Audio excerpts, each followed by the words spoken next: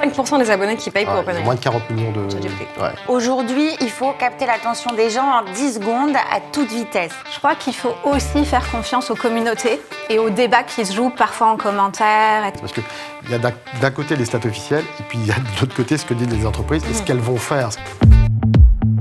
I'm cool, I'm making my own rules. Don't tell me what to do. Bonjour à tous, bienvenue dans Money Time. On est là tous les mercredis, on vous apporte votre dose d'informations économiques et financières, celles dont vous avez besoin pour prendre justement vos bonnes décisions d'investissement. Cette semaine, on parle de ce qui fait battre vos cœurs d'investisseurs et d'investisseuses. On parle de tech, on parle de bulles, on parle d'IA, on parle d'investissement. On sera avec un des spécialistes des marchés américains pour décrypter ce que les chiffres nous disent et de ce qu'on peut faire jusqu'à la fin 2025. On parlera aussi d'influence financière et le rôle dans l'éducation financière. Est-ce que vous vous documentez sur Internet? Est-ce que vous suivez des finfluenceurs, des finfluenceuses? Qu'est-ce que ça dit de l'évolution de la finance? On analysera ce sujet chaud. Et puis on parlera d'ETF. On verra que oui, vous pouvez lancer votre propre ETF. Presque, je vous raconte ça dans l'émission.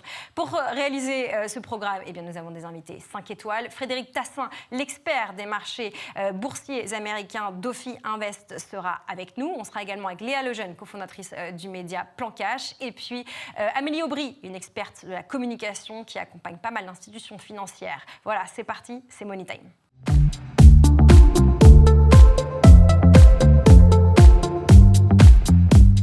Résultat record, CAPEX délirant et un mot qu'on entend partout, évidemment, intelligence artificielle. On va se demander s'il y a bulle ou il n'y a pas bulle avec toi, Frédéric Tassin. Bonjour Frédéric. Bonjour Lorraine. Tu es directeur gestion active globale et thématique chez Ophi Invest Asset Management. On va le dire autrement, tu es le lecteur attentif des marchés, notamment des marchés américains. Et avec toi, on va essayer de décrypter et de retenir ce qu'on peut faire en tant qu'investisseur particulier dans ce monde qui est plein de bulles de savon, en tout cas cette impression d'une énorme bubble.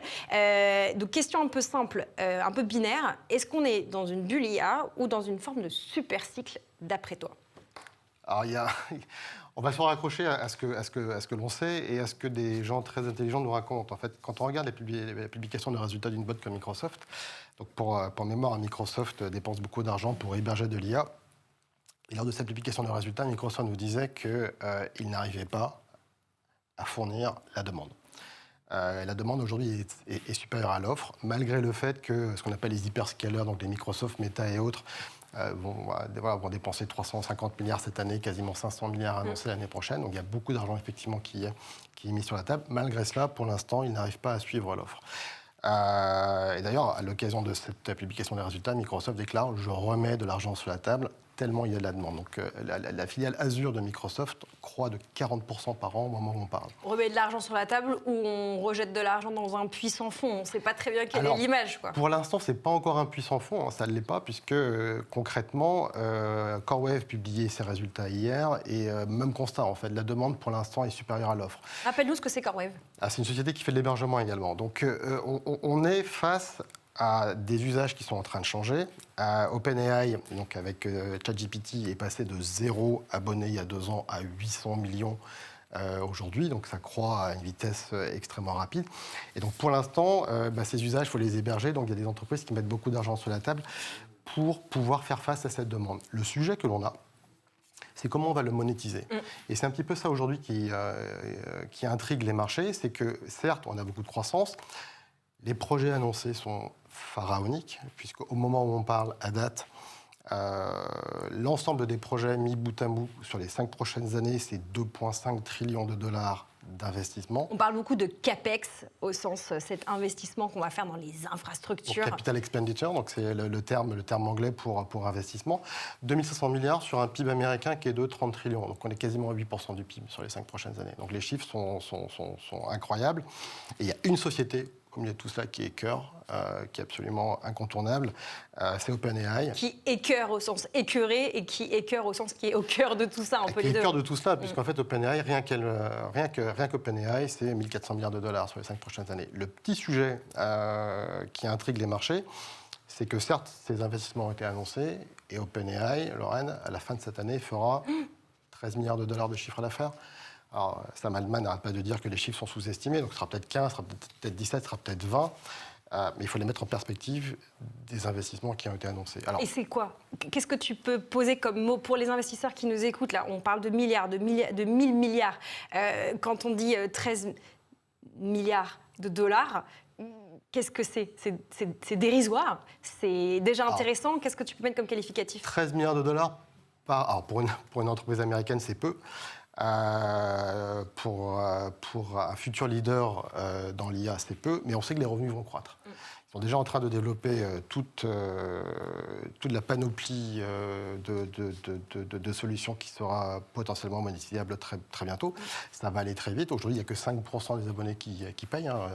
5% des abonnés qui payent pour Il y a OpenAI. moins de 40 millions ChatGPT. moins de 40 millions d'abonnés qui payent ChatGPT aujourd'hui. Donc tout le reste, ce sont des usagers qui l'utilisent de manière gratuite. Donc il y a des moyens de monétiser cette base d'abonnés. La question qui se pose, c'est est-ce que ça va aller suffisamment vite pour pouvoir faire face aux investissements. Donc c'est un petit peu ça aujourd'hui qui est le cœur du débat. Jusqu'à présent, les entreprises qui ont publié, donc qui sont directement impliquées là-dedans, qui ont publié, continuent à nous dire que la demande est extrêmement importante. La monétisation, c'est vraiment ce que regarde le marché aujourd'hui. Et on ne peut pas s'empêcher de détacher cette monétisation d'une mise en application de l'IA plus rapide dans les entreprises. C'est elles qui ont les moyens de payer aujourd'hui et de monétiser cette montée en puissance de l'IA. Pour l'instant, ça démarre relativement lentement. Donc il y a des questions de sécurité que des boîtes sont en train d'adresser. Ouais. Mais on pense qu'à l'avenir, ce sera quelque chose qui fonctionnera. Donc il y aura des hauts et des bas, il y aura des prises de profit à certains moments. Je pense que voilà, certains endroits on se fera peur en se disant bah, tiens, voilà, les résultats ne sont pas au rendez-vous. Ou là, on constate une inflexion un peu négative dans le rythme de croissance des profits. Donc il y aura de la volatilité. Pour l'instant, ça monte en ligne droite. Normalement, ce n'est pas comme ça que ça marche sur un marché financier. Ça monte, ça rebaisse, ça remonte, ça rebaisse. Il y a un peu de volatilité. Il y a des phases dans lesquelles on prend des profits, des phases dans lesquelles on remet de la toile, enfin en tout cas, on réinvestit. Jusqu'à présent, c'est quasiment rectiligne. Donc il faut s'attendre à l'avenir un peu plus de volatilité au fur et à mesure qu'on aura des déclarations sur l'adoption réelle par les entreprises de l'IA et la façon dont elles le monétisent. Bon, tu viens de nous le démontrer, tout le monde, toutes les entreprises sont en train d'investir des milliards, des dizaines de milliards de dollars dans l'IA pour suivre.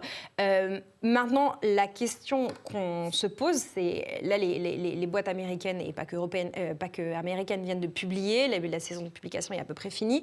Qu'est-ce qu'on peut en retenir? Et si justement, je te repose la question, est-ce qu'on est dans une bulle ou pas? Qu'est-ce que la lecture des résultats trimestriels boursiers nous dit du potentiel de croissance qui reste, du degré de sérénité à la fois des acteurs et puis des investisseurs?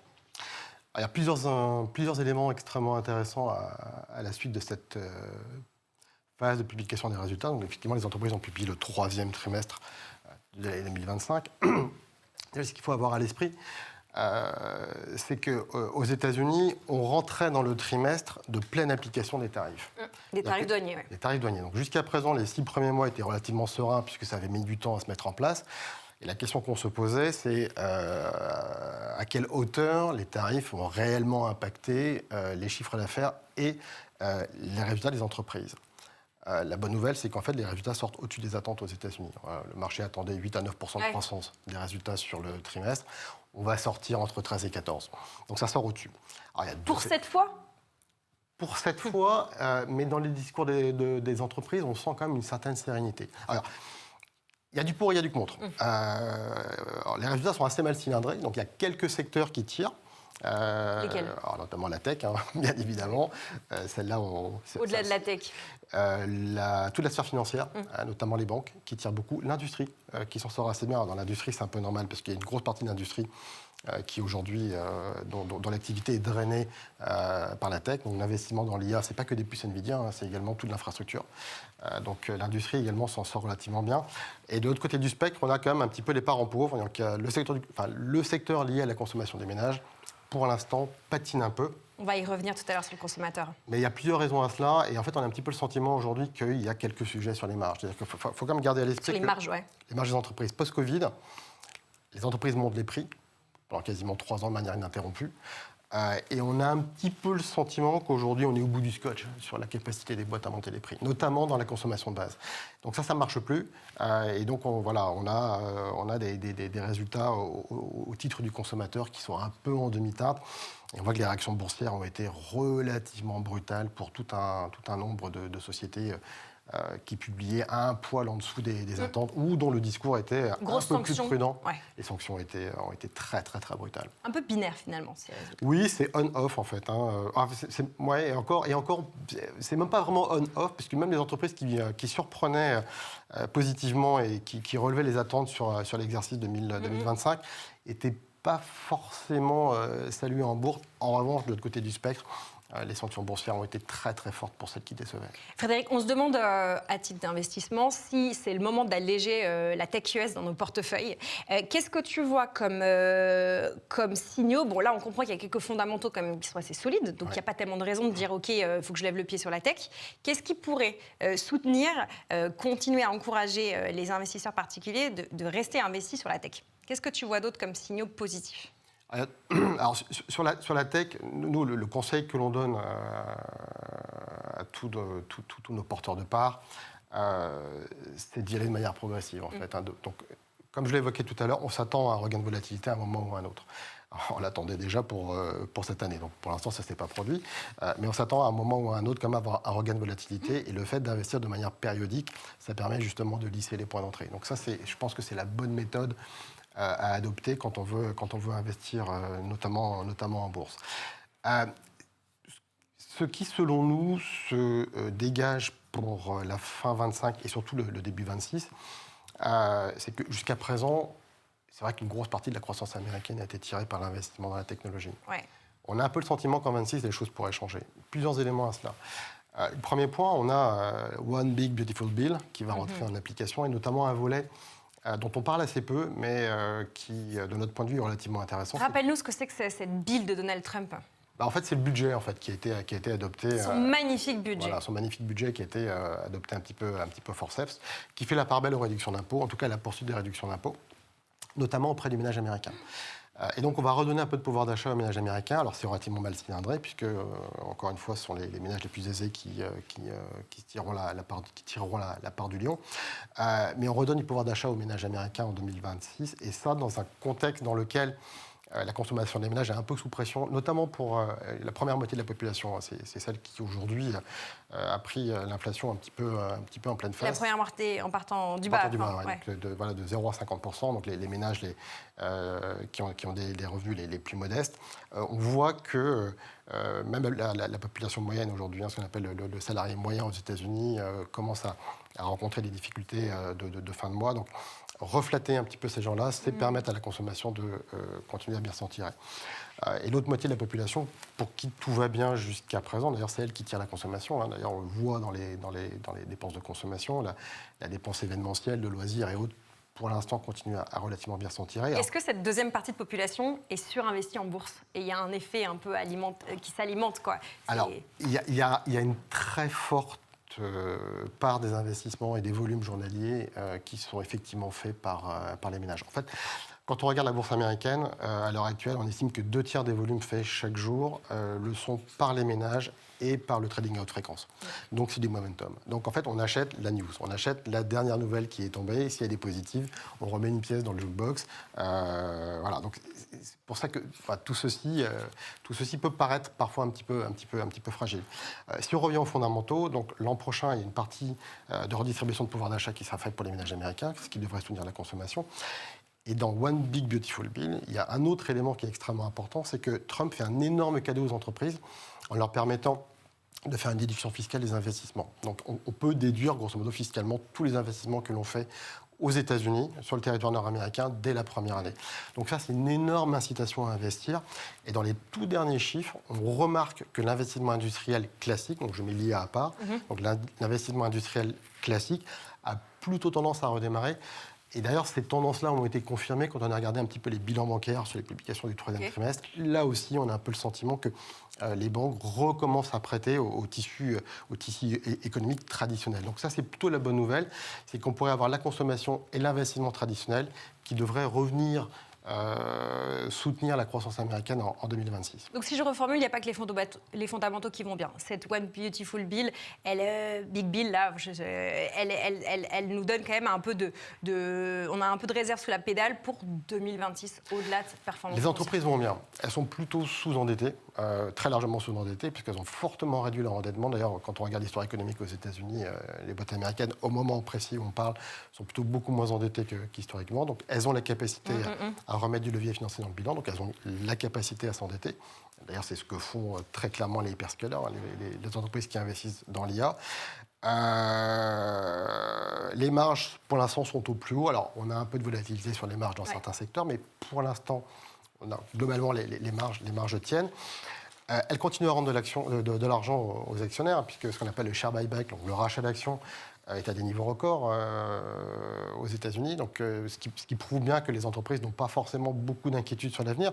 Sinon, cet argent, elles le garderaient, elles ne le rendraient pas aux actionnaires. Donc, les entreprises vont plutôt bien et on a un peu le sentiment quand même que la politique fiscale va jouer à plein en 2026. Et gardons quand même à l'esprit, n'oublions pas que la Fed va baisser les taux. Et au fur et à mesure, on a des statistiques comme on l'a récemment. C'est un peu compliqué de parler des statistiques parce que ça fait quelques semaines qu'on n'en a pas à cause du shutdown aux États-Unis. Absolument. Mais on a quelques statistiques privées sur l'emploi qui montrent quand même un début de dégradation du marché de l'emploi aux États-Unis. Ça, c'est du pain béni pour la Fed pour pouvoir continuer à baisser les taux. Donc on attend une baisse de taux encore en 2025 et sans doute 2 baisses de taux à venir en 2026. Ça va permettre d'alléger la charge financière sur les entreprises qui voudront s'endetter. Tu l'as dit, il n'y a plus de données officielles avec le shutdown, avec ces fonctionnements de l'administration américaine à l'arrêt.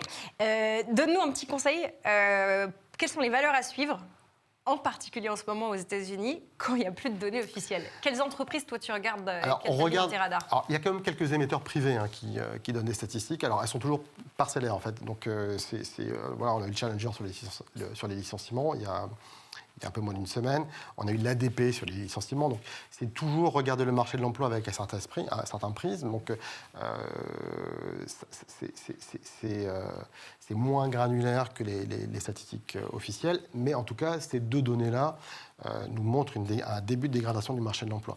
Donc, on a quelques organismes privés, donc là, les ISM, pareil, qui publient des statistiques qui nous permettent d'avoir un début de baromètre sur l'économie américaine. Ensuite, nous, on écoute beaucoup ce que disent les entreprises. Parce qu'il y a d'un côté les stats officielles, et puis il y a de l'autre côté ce que disent les entreprises, et ce qu'elles vont faire, ce qu'elles comptent faire. Et in fine, c'est pratiquement ce qui est le plus important pour nous quand on met en place une décision d'investissement. C'est vraiment ce que l'entreprise nous raconte, là où elle veut aller, la manière dont elle veut y parvenir. Si tu devais me donner 3 entreprises que tu écoutes attentivement, tu penses à qui? Aujourd'hui, on écoute beaucoup la tech. On écoute beaucoup les déclarations venant des boîtes technologiques, notamment la capacité à continuer à investir. Je pense que les auditeurs l'auront bien compris. C'est aujourd'hui un petit peu là où il y a le doute de la part de la communauté financière. Donc, doute sur la capacité à pouvoir continuer à mettre au pot et à investir, c'est ça? Oui, en fait, il y a quand même beaucoup de bonnes nouvelles dans les prix aujourd'hui. Nvidia, ça pèse plus, mais ça a pesé 5 000 milliards de dollars de capi boursière pour une entreprise qui fera 250 milliards de chiffre d'affaires cette année, 300 l'année prochaine. Donc, on a plus de 10 fois le chiffre d'affaires. Plus de 15 fois le chiffre d'affaires, même si on prend l'année en cours. On est sur des niveaux de valorisation qui sont élevés. Donc, dans le prix, aujourd'hui, il y a beaucoup de bonnes nouvelles embarquées. Donc, on suit très attentivement ce que déclarent ces entreprises, trimestre après trimestre, pour être sûr que le rythme que ces entreprises se sont imposées, qu'elles ont un petit peu imposé au marché, ne faiblit pas.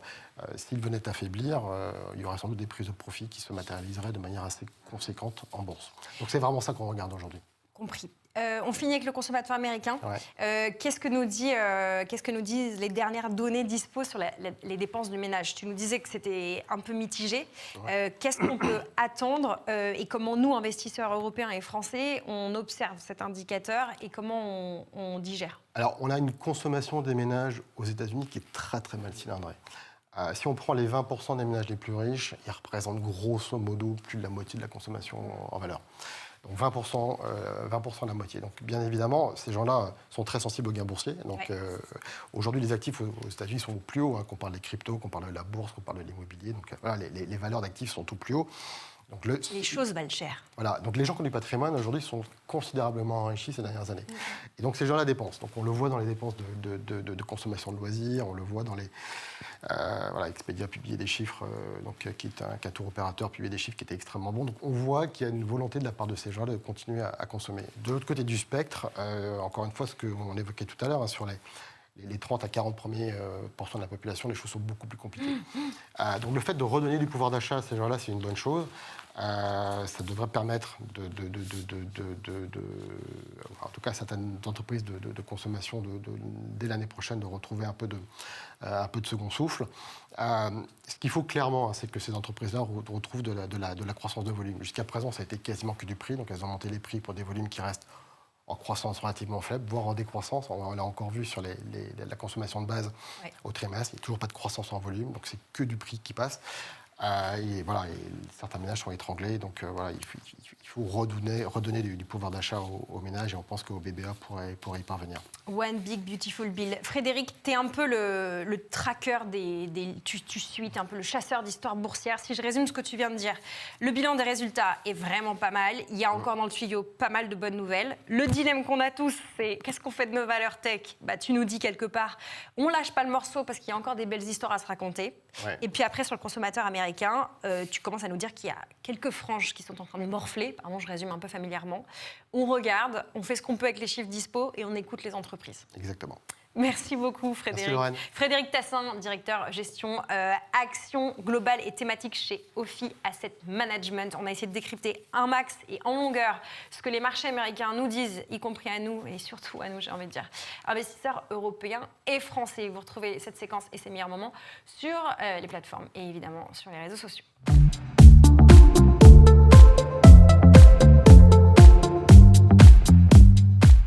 On va parler de comment vous vous informez sur Internet, sur les réseaux sociaux et de la place de cette information dans vos décisions financières. C'est un peu une mise en abîme, finalement, dans la création de cette émission Money Time. On va prendre un petit pas de côté, un pas de recul sur nous-mêmes. On va réfléchir à l'influence. Est-ce que c'est un outil d'éducation financière ou est-ce que c'est une vitrine de promotion ? On va débattre, on va discuter avec deux expertes. On est avec Léa Lejeune, la fondatrice du média Plan Cash. Bonjour Léa. Bonjour. Léa, toi, ton boulot, c'est vraiment l'éducation financière sur Internet depuis un moment maintenant. Tu as un regard très précis sur ce dont on va parler.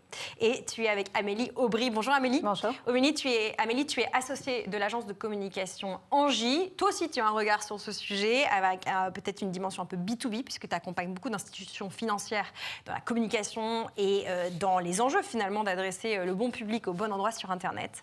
Et on a pas mal de choses à discuter. D'abord, on le voit tous, les contenus financiers se sont démocratisés à grande vitesse sur Internet. Certains vulgarisent, d'autres vendent. Beaucoup font les deux.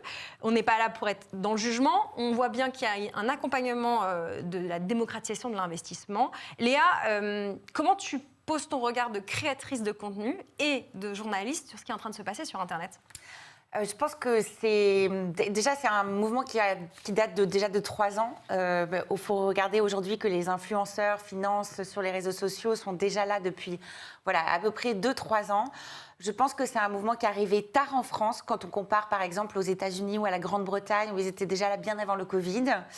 Et je pense que c'est vraiment basé sur cette idée que les médias traditionnels avaient du mal à aller chercher la jeune génération, mais aussi un public qui n'était pas acculturé à la finance, à l'investissement et à l'économie. C'est-à-dire un public qui n'avait pas fait d'école de commerce, un public qui devait pouvoir gérer et mettre de côté son argent. Alors on bénéficie aussi de l'effet Covid, c'est-à-dire que c'est une période dans laquelle on a énormément épargné. Donc qu'est-ce qu'on fait de tout cet argent dans lequel on a épargné quand on n'a pas de connaissances financières et pas forcément les moyens d'avoir affaire à des conseillers privés, en conseiller en gestion de patrimoine de banque privée. Ou même simplement parfois accès à son banquier ou sa banquière. Oui, accès à son banquier ou sa banquière. Bon, moi, le banquier de détail, je dis en général, il faut pas s'y fier complètement. Il faut poser un maximum de questions parce qu'il y a des niveaux de connaissances. Et en fait, un banquier aujourd'hui, un banquier de détail, c'est un commercial. Donc, c'est pas quelqu'un qui va faire votre éducation financière. Donc, il faut s'éduquer pour savoir quoi faire de son argent et même savoir quelles sont les bonnes questions à poser aux conseillers financiers, aux banquiers, etc. Et donc, tout ça, ouais, ça existe.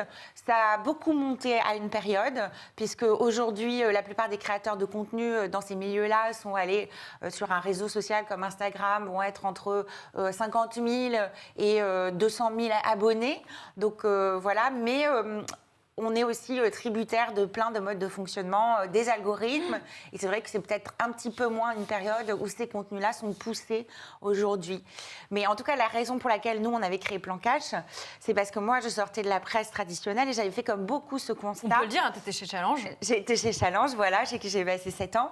J'avais fait ce constat qu'on avait de plus de mal à croire, les gens ont de plus en plus de mal à croire aux journalistes, à croire aux médias traditionnels. Et ils veulent s'attacher à une personne, à une figure, à une incarnation dont ils vont connaître les pratiques, les motivations, parfois les opinions, même si, voilà, après la question qui se pose, c'est est-ce qu'on fait du journalisme engagé, est-ce qu'on tend vers l'objectivité et à quel niveau on y tend. Mais je voyais qu'il y avait ce mouvement et je me suis dit, OK, je vais quitter la presse traditionnelle et lancer mon propre média parce que pour moi, c'est là que les choses vont se passer et c'est aux confluences entre le média et l'influence. Léa, tu as mis le doigt sur un truc très juste, c'est qu'il y a cette tension entre le besoin d'expliquer et puis la course à la viralité. L'équilibre, il est très fragile, surtout quand on parle d'un public comme l'épargnant, l'épargnante, l'investisseur, l'investisseuse. Amélie, quel regard tu poses sur ce que vient de nous dire Léa et qu'est-ce que ça veut dire pour les institutions financières qui ont besoin de communiquer ? Ce que je trouve intéressant dans le profil de Léa, c'est qu'elle était en avance de phase. Nous, on a fait une étude avec l'IFOP, donc côté Angie, où on voit qu'on a 62% des étudiants en journalisme qui ont envie de devenir créateurs de contenu. Donc ce morcellement, ces profils hybrides, je pense qu'on va en avoir de plus en plus. Et donc, est-ce qu'il faut véritablement opposer les créateurs de contenu et les journalistes plus traditionnels ? Je ne suis pas sûre. Je pense que c'est un système. Et ce qu'il faut avoir en tête, c'est parler d'hygiène informationnelle. Donc, hygiène informationnelle, c'est de se dire, je vais consulter 3 sources différentes sur une thématique. Ouais. Donc, je peux aller voir un créateur de contenu qui va me faire de la pédagogie sur une tonalité plus directe, plus incarnée, et ça m'apporte quelque chose. Je peux consulter des médias plus traditionnels. Et puis, bien sûr, je garde mes proches, mes experts, mon banquier, etc., comme source aussi d'une information qui doit être évidemment fiable, sourcée, étayée. Mais donc, je trouve intéressant aussi de faire attention à ne pas se concentrer sur une seule source, mais bien diversifier son écosystème d'information. Léa, tu l'as dit, il y a un problème de confiance qui touche l'information économique, mais pas que. On pourrait parler du monde politique, évidemment. Il y a beaucoup de jeunes gens qui ne font plus confiance aux médias, et en particulier aux médias économiques. Qu'est-ce qu'il y a de spécifique dans l'information financière entre ce besoin de rendement, de pas trop jargonner et en même temps l'attention à ne pas faire de la fake news qui rend ce dont on parle particulièrement compliqué pour l'information économique. Oui, parce que quand tu parles de la viralité, c'est un problème qui se pose tous les jours. Par exemple, sur le média dans lequel nous, on est le plus présente, c'est Instagram. Comment on fait une vidéo sur Instagram ? Aujourd'hui, il faut capter l'attention des gens en 10 secondes à toute vitesse. Donc, on peut avoir tendance de temps en temps à mettre un titre provocateur, à dire une première phrase qu'on va finalement contredire dès le 2e paragraphe en apportant de l'information. Et ça, c'est vraiment des pièges dans lesquels il faut savoir jongler dans tout ça. Moi, je pense que de toute façon, ce qui est important, c'est de toujours sourcer de quoi on parle, à la fois dans les vidéos, dans les contenus, dans les légendes des vidéos. Ouais. Je sais que nous, on a pris cette habitude dès le départ, où par exemple, comme on fait aussi une partie de contenu de vulgarisation des thèses en économie ou en sociologie dans un format très spécifique qu'on appelle l'étude qui choque, en bas, on met vraiment toutes les sources. Donc vraiment comme si on faisait un mémoire de master où on précise un peu tout ça. Donc je pense qu'il y a vraiment cette importance-là. Mais là, on voit la trace de ton ADN journaliste. Oui, je crois que ça, c'est obligatoire de citer ces sources. Dans le journalisme, c'est obligatoire. Et forcément, et évidemment, dans l'information financière sur les réseaux sociaux, c'est rare. Il y en a encore beaucoup qui disent d'après une étude, nanana. Mais en fait, on n'a pas l'étude. Il n'y a pas de date, il n'y a pas de contexte. Ouais. Et alors, moi, quand j'écoute, souvent, je reconnais l'étude. Donc, je sais qu'ils ne disent pas forcément n'importe quoi. Mais c'est vrai que cette habitude-là, elle a été perdue. Je pense à une autre valeur du journalisme qui me paraît importante, c'est le contradictoire. même si c'est juste une petite phrase, pour rappeler qu'il y a des avis qui pensent autre chose. Par exemple, sur une question comme les taxes sur les impôts, etc. Nous, par exemple, il y a certains impôts qu'on va défendre chez Plancage parce qu'on a une vision très redistribution des richesses et tout. Mais il faut mettre en parallèle à chaque fois avec les autres personnes qui Vous étiez pour ou contre Tax Zuckman? Par exemple, Tax Zuckman, au début, on était plutôt très pour. Au final, quand on voit la mise en œuvre, on est un petit peu moins pour parce que voilà, la réalité de la mise en œuvre pose vraiment question. Mais sur une question comme ça, voilà, il faut rappeler aussi toutes les personnes qui sont en contre, toujours avoir cette perspective de dire il n'y a pas une seule façon de voir, comme on peut avoir tout à fait tendance dans les réseaux sociaux. Et plus les formats sont courts, plus on peut avoir tendance à abréger. C'est sûr que 7 secondes pour expliquer ce que c'est qu'un un ETF S&P 500, c'est compliqué. 7 secondes pour expliquer la taxe Zuckman, c'est compliqué. Amélie, à l'heure où tout le monde peut faire son média, littéralement tout le monde, comment on garantit que les infos financières, mais ça s'applique à l'ensemble de l'information, sont vérifiées, pédagogiques, mais aussi actionnables, qui sont quand même les besoins de la consommation d'infos? Qu'est-ce que tu conseilles, toi? Je crois qu'il faut aussi faire confiance aux communautés et aux débats qui se jouent parfois en commentaire, etc. Toi, c'est esprit Wikipédia, quoi. Esprit Wikipédia, alors qu'il y a ses travers. On sait qu'on n'a pas 100% de l'info qui est vérifiée, qui est juste sur Wikipédia. Il n'empêche qu'on a vu la puissance d'une communauté. On voit sa pérennité dans le temps. Ça, les entreprises et les marques, elles peuvent avoir encore très peur de ces débats, de la façon dont les gérer, avec réactivité, ce qui est toujours l'enjeu au sein des grandes entreprises. Et pour autant, c'est aussi ça qui va permettre d'avoir un regard critique, de croiser des opinions et de générer de la conversation. Et c'est ça qu'on veut rechercher. Donc j'ai envie d'appeler les entreprises à plus de lâcher prise, à oser, à continuer à aller dans les grands médias économiques, évidemment, et à donner leurs bons experts, mais aussi à le faire sur des nouveaux médiateurs de confiance, des nouveaux profils qui permettent aussi de parler à une nouvelle génération qui est tout à fait coupée de plus en plus des médias traditionnels.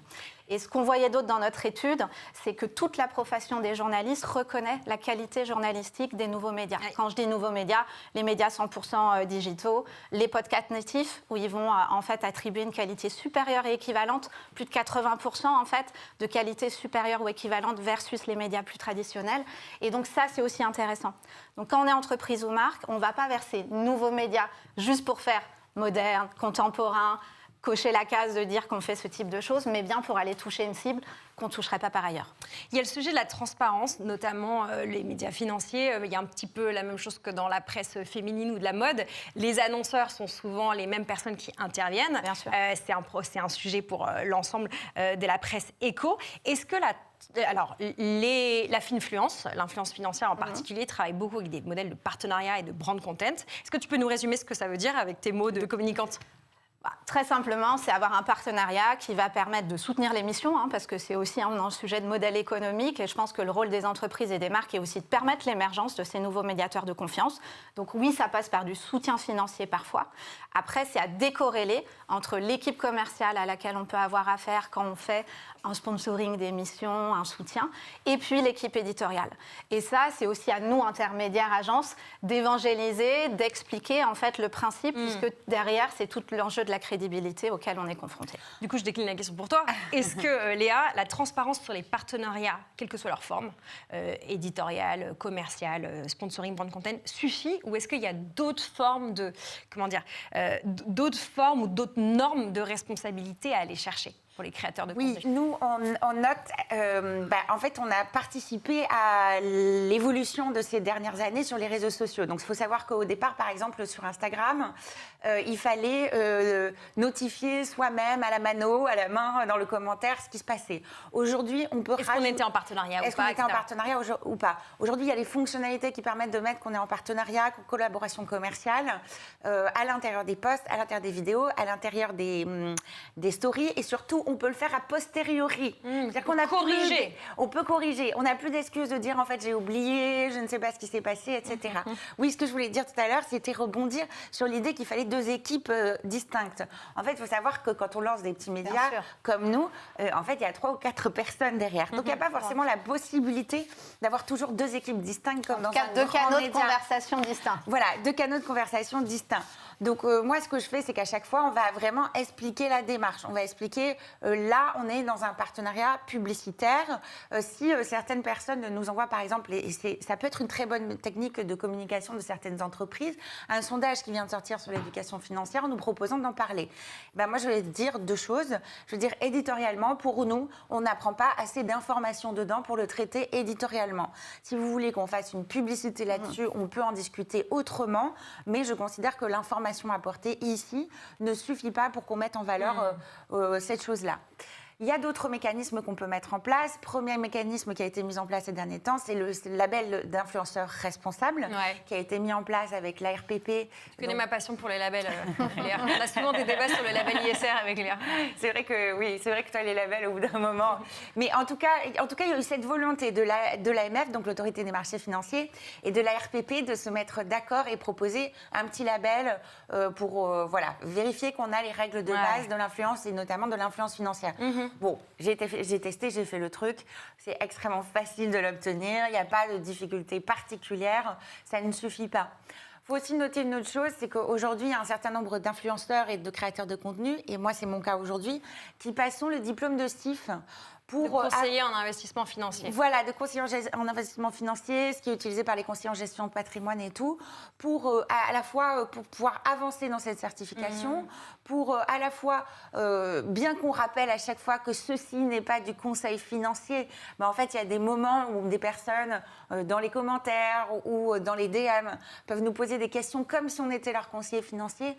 Donc autant avoir aussi cette compétence, cette corde à son arc, et autant se mettre à niveau, puisqu'il y a tout un travail derrière chez les STIF qui demande de se mettre à niveau tous les ans sur les nouvelles législations et les nouveaux produits.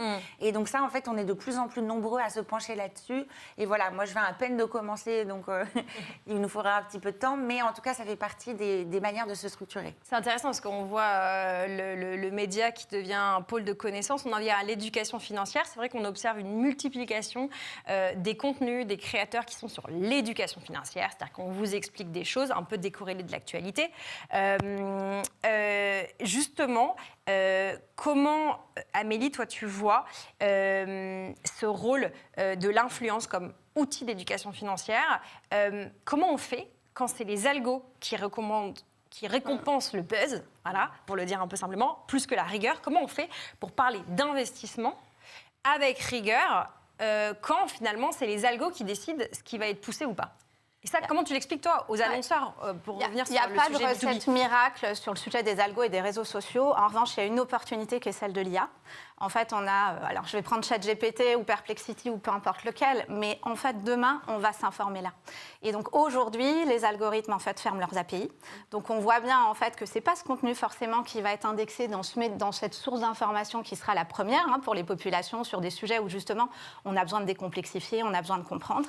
Et là, il y a une fenêtre de tir, en fait, qui est intéressante pour les médias, pour les créateurs de contenu, pour passer à l'IA natif et se dire comment j'émerge dans cette nouvelle source. Donc on ne peut pas lâcher totalement le sujet des réseaux sociaux et d'exister là. Il faut jouer le jeu de l'algo parfois, tout en restant objectif, mais on est contraint si on veut émerger. Après, ce qu'on voit dans les algos, si je prends par exemple LinkedIn, c'est qu'il va prioriser en fait l'individu versus l'institution. Donc en fait, on en revient à l'incarnation. Il faut que ce soit porté par une personne, il faut que ce soit incarné. LinkedIn en revient un peu à son essence d'être d'humain à humain. Voilà, la genèse de base, c'était de faire rencontrer des candidats et des recruteurs. Et donc, on a pris le travers de tomber sur des discours très corporate et très institutionnalisés. Il faut remettre le curseur sur l'individu. Ça, c'est par exemple pour LinkedIn. Intéressant. Sur Insta, c'est un autre sujet qui est complexe. Je pense que là, aujourd'hui, on est dans le flou total. Et le modèle évolue tellement qu'il y a un peu à attendre pour voir comment ça se structure. Et les créateurs qui nous écoutent le savent. Les créateurs qui nous écoutent le savent. C'est très, très compliqué. Alors, je vais dire depuis 3 mois, mais j'ai l'impression que ça fait presque 1 an d'anticiper les algorithmes. Donc, quand on crée du contenu, de savoir ce qui va marcher, ce qui ne va pas marcher. Rien n'est prévisible. Alors, on est tout le temps en bêta-testing un peu. Moi, je ne dirais pas du tout depuis 1 an, mais en fait, en tout cas, depuis que nous, on a commencé, depuis toujours. C'est-à-dire que chaque réseau social va changer son algorithme à peu près 1 ou 2 fois par an. Non, 2 ou 3 fois par an. Donc en fait, il faut en permanence s'adapter. Quand ils vont rajouter de la vidéo, il va falloir rajouter de la vidéo. Quand TikTok se rend compte que les slideshows, c'est-à-dire les carousels d'images textuelles marchent bien sur Insta, TikTok va l'incorporer. Ouais. Et donc à chaque fois, il faut sauter sur le nouveau service, le nouvel algorithme. Par exemple, on s'était habitué à un logiciel de montage qui était un logiciel qui s'appelle CapCut, qui était utilisé beaucoup sur TikTok. Aujourd'hui, Qui est chinois d'ailleurs, CapCut, c'est chinois. qui est chinois, tout à fait. Et aujourd'hui, pour bien marcher sur Instagram, ou Facebook, il faut utiliser Edit, qui est donc L'outil le Instagram, logiciel ouais. d'Instagram, pour que du coup, ce soit valorisé. Et donc, c'est ça qu'il faut toujours se remettre à niveau. Et c'est vrai qu'il y a des moments où il y a des virages qui sont plus difficiles à prendre que d'autres. Nous, par exemple, au début, la vidéo, on ne voulait pas y aller. Et puis, au bout d'un moment, on s'est dit, on y va, quoi. Sachant que la vidéo est plus lue aujourd'hui et pas lue encore par les IA. Et donc, il y a ce sujet de l'info, comment elle remonte, comment tu gères les deux. C'est tout le challenge de Money Time, puisqu'on est avant tout une émission vidéo, parce qu'on croit à l'incarnation, mais aussi Non, au mais contenu, avec la évidemment. data vise et tout. Et c'est un sujet, parce qu'effectivement, on n'est pas encore digéré par les algos. Peut-être on peut donner ça comme élément de réflexion pour ceux qui nous suivent, ceux et celles qui nous suivent, c'est que ça va être le retour du site web. Parce que justement, pour être intégré dans ces LLM, digéré par le LLM, du LLM, le site web, ça va être important. Le mot de la fin, peut-être pour les entreprises qui nous écoutent. Le lâcher prise. Non, mais je pense que l'enjeu, c'est d'éclairer. C'est de se dire comment je peux être dans une position qui est claire, comment je peux faire aussi du dense, de la démocratisation, de la vulgarisation, mais de façon concise. Souvent, c'est trop long. Alors, on peut faire des docus. C'est génial. Là, on a un gros chemin sur le documentaire qui permettent d'approfondir en fait les sujets. Donc, c'est soit du docu très long, soit du très court. Les chercheurs ont réussi à faire des thèses en 180 secondes et à les vulgariser. Je pense que là, il y a une voie pour les acteurs dans le domaine de la finance. Intéressant cette tension entre l'ultra court et l'ultra long. Après, il reste l'espace de cerveau disponible, qui est quand même très limité. Léa ? Sur l'espace de cerveau disponible, oui, le problème c'est que avec tout ce mode de fonctionnement, l'espace de cerveau qui est pris n'est pas forcément pris par les contenus dans lesquels on apprend le plus. Et ce qui m'inquiète sur l'information financière précisément, c'est que du coup, les informations que les gens ont restent très parcellaires. Donc, ils vont avoir un petit bout qu'ils vont avoir capté. Le chiffre fort, le chiffre choc. Ils vont comprendre à un moment que, par exemple, il ne faut pas laisser l'argent dormir sur le livret A. Et donc, il faut investir parce que c'est comme ça que ça progresse et qu'on construit une richesse sur le long terme. Et du coup, ils vont se dire, du coup, je ne mets plus du tout rien sur mon livret A. Alors que non, il faut toujours avoir son épargne de précaution, son argent de côté, son petit matelas sur le livret A avant d'investir. C'est ce qui permet de sécuriser. Et le problème, c'est qu'on voit des positions un peu jusqu'au bout qui sont liés à des bribes d'informations.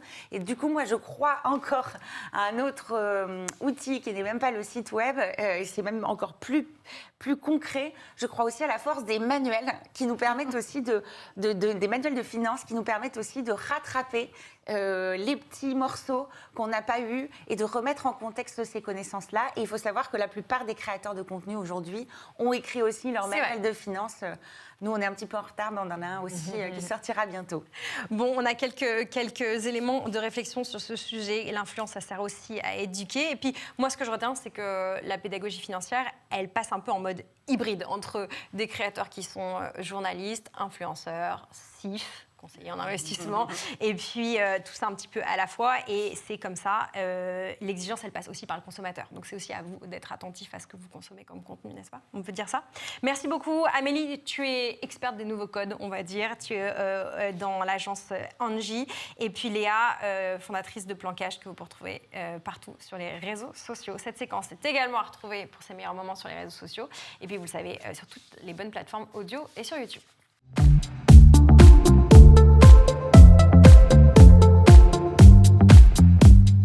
Et si vous lanciez votre propre ETF, oui, ça paraît fou, mais ça n'est plus réservé bientôt à Amundi ou à BlackRock. Chacun d'entre nous pourrait être capable de créer son propre indice. Des plateformes permettent actuellement à n'importe quelle société ou presque d'aller créer son propre fonds indiciel. Je vous explique. Un ETF, par exemple, sur des entreprises responsables écologiquement, un ETF sur des valeurs du luxe ou encore, par exemple, un ETF sur les boîtes européenne, tout peut être envisageable. Le principe, c'est très simple, c'est vous définissez un indice ou une sélection d'actifs sur lesquels vous avez envie de vous concentrer et que vous voulez suivre. Ensuite, eh bien, c'est une société de gestion qui va s'occuper du montage et, très important, de la conformité. Et hop, voilà, vous avez un ETF qui peut être coté et donc accessible aux investisseurs du monde entier. Alors oui, ça demande un peu de moyens, des compétences et puis un réseau. Mais qu'est-ce que ça dit ? Ça raconte quelque chose sur la démocratisation des ETF et quelque part de la personnalisation de la finance, parce que c'est de ça dont on parle. Demain, au lieu d'investir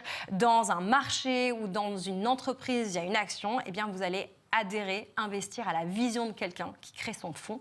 C'est peut-être ça le futur de la finance, les ETF personnalisés et suivre la vision et les intérêts d'un leader ou d'une leader d'opinion financière.